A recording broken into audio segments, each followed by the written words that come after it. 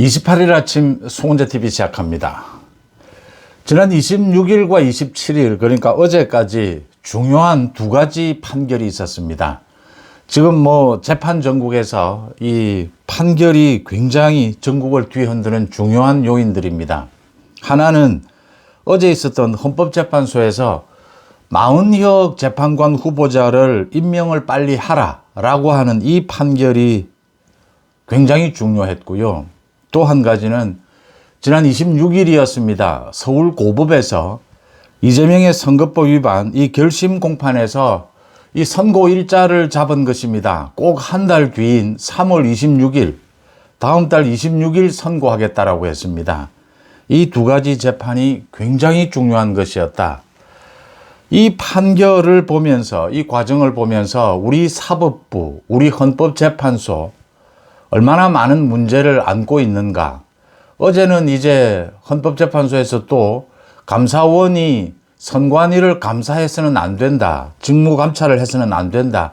이런 결정이 내려지니까 감사원에서 그동안 감사해온 모든 결과를 공개를 했습니다.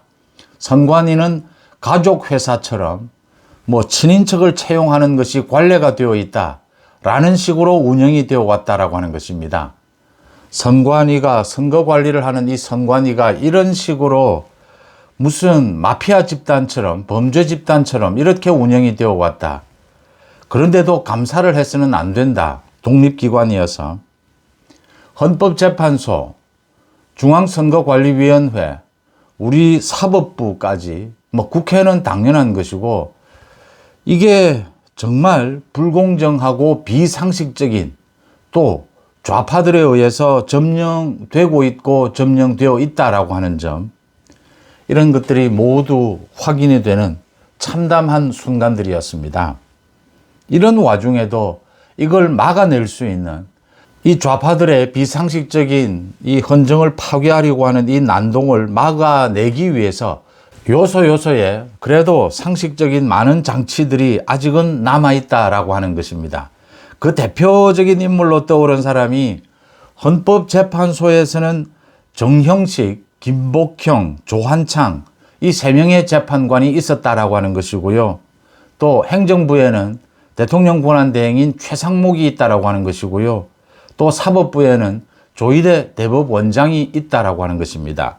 버티고 있다라고 하는 것입니다.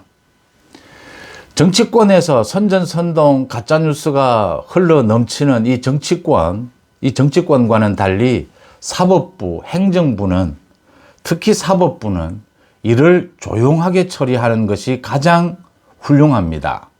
시끄러워지면 시끄러워질수록 오히려 더 많은 부작용만 나올 뿐입니다. 문영배와 오동훈을 보면 알 수가 있습니다.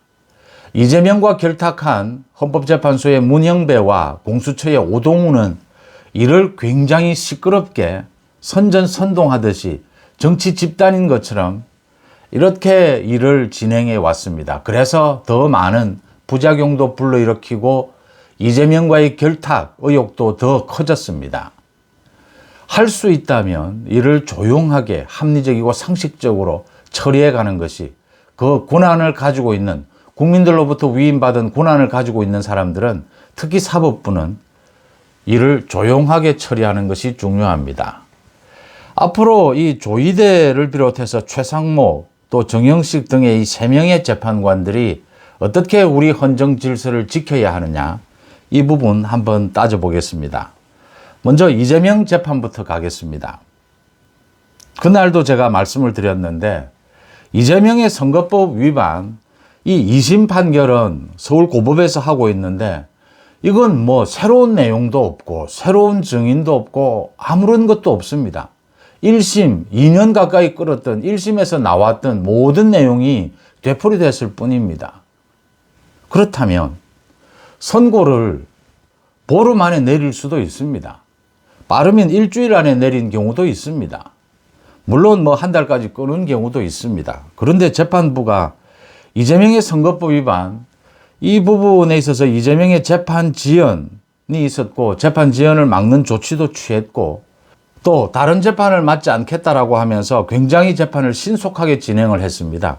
그래서 선고도 빠르면 다음 달 초순 뭐 10일쯤 중순에는 선고가 날 것이다. 이렇게 예상이 됐습니다. 조희대 대법원장이 계속해서 선거법 위반 이 재판과 관련해서는 3개월 원칙을 지켜라라고 강조도 해왔습니다.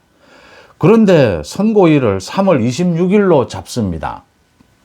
늦출 수 있는 가장 늦춘 기간입니다. 한 달 뒤로 잡은 것입니다. 왜 이랬을까?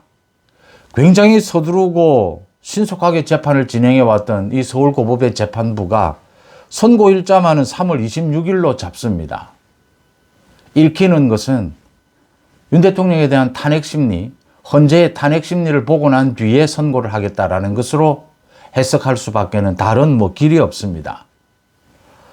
3월 26일로 잡게 되면 이재명은 이 유죄 판결을 받고도 징역형을 선고받고도 5월에 만약 조기 대선이 있다면 출마하겠다. 출마를 강행합니다.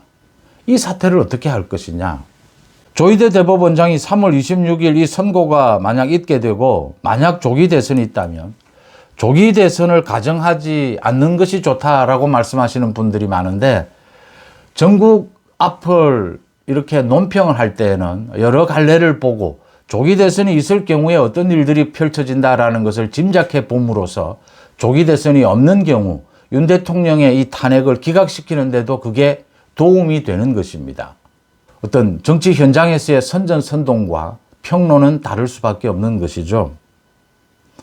조희대 대법원장이 이제는 조용히 나서서 처리할 수밖에 없습니다. 방법은 3월 26일 검찰이 구형한 대로 2년 징역형 또는 1심대로 1년 징역형에 2년 집행유예가 떨어지게 되면 대법원에서 밝히는 것입니다.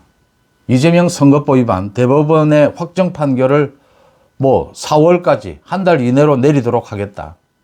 또는 어떤 식으로 이걸 정리하겠다라는 조희대 대법원장의 결단이 내려질 수밖에 없습니다. 역시 지금 대법원은 조희대 대법원장을 비롯해서 13명의 대법관들로 구성이 되어 있습니다. 한 달 이내에도 선고를 할 수 있고 3개월, 1년을 끌 수도 있습니다. 한 달 이내로 선고 못할 게 하나도 없습니다. 선고 일정만 잡으면 되는 것입니다. 이재명이 대통령 선거에 만약 출마를 한다면 또 헌법 84조입니다. 불소추 특권입니다.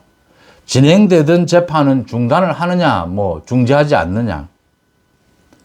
진행되던 재판을 현실적으로 중단할 수밖에 없다 하더라도 대법원에 계류 중인 이 재판까지를 중단할 수 있느냐. 이런 논란을 피하기 위해서 조희대 대법원장이 결단을 내릴 수밖에 없습니다. 일단 국민들이 깜짝 놀랐던 대목입니다. 서울고법에 이재명의 선거법 위반 이 재판부가 왜 선고일자를 이렇게 한 달 뒤로 잡았을까? 물론 이 부분에 조희대 대법원장이 관여할 수는 없습니다. 그런데 조희대 대법원장이 지금부터는 관여할 수가 있고 대법원장으로서의 권한을 조용하면서도 합리적으로 효과적으로 처리해 나갈 수가 있습니다. 이재명은 3월 26일 유죄 판결을 받게 되면 4월 달에는 이재명의 정치 생명을 끊어놔야 합니다. 그렇지 않으면 민주당으로 보나 국가 전체로 보나 누구로 보나 헌정 파괴만 있을 뿐 누구에게도 도움이 되지 않습니다. 그 다음 어제였습니다. 헌법재판소가 마은혁 이 임명 관련해서 권한쟁의 심판 인용 결정을 내렸습니다. 마은혁이 그렇게 급한 일입니까? 소위 지금 마은혁 부분이 있고 지금 한덕수 권한대행이 다시 복귀하는 부분이 있습니다. 이 어느 판결이 더 급한 것입니까? 한덕수 권한대행 부분이 더 급한 것입니다. 그런데 마은혁을 밀어붙입니다. 문영배 등이 이 마은혁 임명 관련해서 최상목이 지금 임명 보류하고 있는 것이 이 국회의 권한을 침해한 것이다. 그런데 다행히 3명의 재판관이 나섰습니다. 정통 보수 법치 상식이라고 봅니다. 정형식, 김복형, 조한창이었습니다. 이 문영배의 난동 속에서도 정형식, 김복형, 조한창은 이 3사람은 이 3명의 재판관은 이걸 막아내지는 못했습니다. 과반으로 결정이 되기 때문에 막아내지는 못했습니다. 그런데 분명하게 밝혔습니다. 이건 국회의 의결을 거치지 않아서 우원식 국회의장이 권한쟁의 심판을 청구한 것은 위법이다. 절차 위반이다. 이건 각하되어야 되는 것이다. 문영배 등이 이렇게 마은혁을 조기 임명하겠다라고 하는 것은 의도는 읽힙니다. 마은혁이 임명되고 나도 이게 지금 대통령에 대한 탄핵 심리가 더 길어질 뿐이다. 다시 변론을 다시 재개해야 합니다. 이 마은혁이 참여하기 위해서는. 이것도 이제 재판부 전체에서 회의를 통해서 결정을 해야 될 부분인데 지금은 뭐 5명이 이 문영배 편에 서 있으니까 결정을 할 수는 있을 겁니다. 그런데 시간은 더 걸릴 겁니다. 그런데도 이 문영배가 이렇게 마은혁 임명권을 밀어붙이는 것은 지금 5명으로는 윤 대통령에 대한 탄핵을 인용할 수 없다라고 하는 것입니다. 그래서 마은혁 카드를 살려놔야 한다. 이 마은혁 카드를 가지고 정영식 등을 비롯해서 합리적인 재판관들을 압박하고 또 최상목 권한대행을 압박하겠다라는 의도입니다. 지금 윤 대통령에 대한 탄핵이 인용이 될지 기각이 될지 이 부분이 드러나는 대목입니다. 이거 기각이다라고 하는 것입니다. 인용하기 위해서 6명의 재판관이 필요한데 6명이 되지 않는다라고 하는 것입니다. 문영배가 이걸 인정을 하는 것입니다. 그래서 이 마은혁을 서두르고 있는 것이고 이 마은혁 카드를 살려두자라고 하는 부분이었죠. 거기에 정영식, 김복형, 조한창이 반기를 들고 나섰다라는 것은 정말 우리 대한민국에 아직도 상식과 법치가 살아있다라는 것을 피부로 느낄 수가 있습니다. 최상목 권한대행이 버티고 있습니다. 행정부의 대통령 권한대행으로서 최상목 권한대행이 이를 시끄럽게 처리하지 않습니다. 헌법재판소의 결정은 존중한다. 그런데 검토해 봐야 될 일들이 많이 있다. 최상목 권한대행이 보류 검토하겠다라는 입장입니다. 여러 가지 검토할 수 있습니다. 민주당에서 최상목이 이걸 빨리 임명하지 않으면 뭐 직권 남용, 직무유기로 지금 고발하겠다라고 준비 다 끝내고 있는 상태입니다. 최상목 권한대행은 흔들릴 것이 없습니다. 헌법재판소와 국회의 문제입니다. 기관 대 기관의 문제입니다. 독립기관끼리의 문제입니다. 내부적으로 살펴봐야 될 일들이 많고 대통령 권한대행이 헌재의 결정이 있다 하더라도 이 마은혁을 임명하느냐 임명하지 않느냐는 그 시기 부분은 대통령 권한대행의 재량권입니다. 당장 한덕수 권한대행이 복귀가 눈앞에 와 있습니다. 현실적으로. 그 다음 이 마은혁을 임명하는 부분은 처음부터 마은혁의 자질부터 시작해서 이 국회에서의 법적인 절차, 헌법재판소의 결정을 어떻게 수용하느냐에 대한 검토, 많은 것들이 남아 있습니다.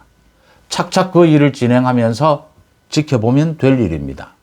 최상목 권한대행이 이 부분을 이미 오랫동안 보류하면서도 시끄럽게 하지 않습니다. 그냥 차분하게 헌법재판소의 결정이 있다 하더라도 검토할 사항을 충분히 검토하겠다. 최상목이 버티고 있습니다.